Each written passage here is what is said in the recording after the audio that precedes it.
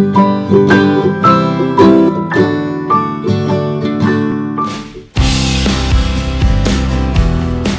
समय की बात है कि एक शांत गांव में दो चूहे रहते थे, मैक्स और माइलो। मैक्स चतुर और होशियार था, जबकि माइलो दयालु लेकिन थोड़ा भोला था। उनकी अलग अलग आदतों के बावजूद वे सबसे अच्छे दोस्त थे और जो भी पाते उसे आपस में बांटते थे। एक दिन किसान के खलिहान में खोज करते हुए मैक्स और माइलो को अनाज की एक बड़ी बोरी मिली। उनकी आंखें खुशी से चमक उठीं क्योंकि यह ठंडी सर्दी के लिए काफी खाना था। चलो इसे बराबर बांट लेते हैं, माइलो ने कहा, जो हमेशा दोस्ती को महत्व देता था। लेकिन मैक्स में लालच था।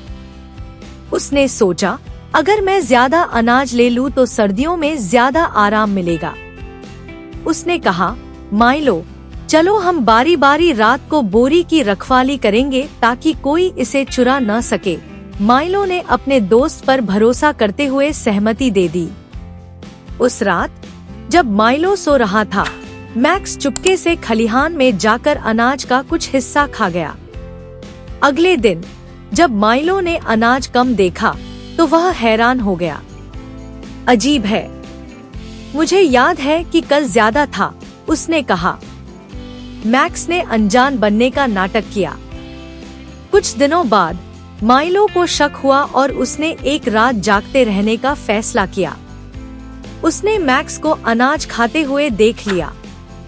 वह दुख और निराशा से बोला, तुमने लालच के कारण हमारी दोस्ती क्यों तोड़ी? मैक्स शर्मिंदा हो गया। उसने महसूस किया कि उसकी लालच ने उसके करीबी दोस्त का भरोसा तोड़ दिया। माइलो, मुझे माफ कर दो। मैंने अपनी लालच में गलती की।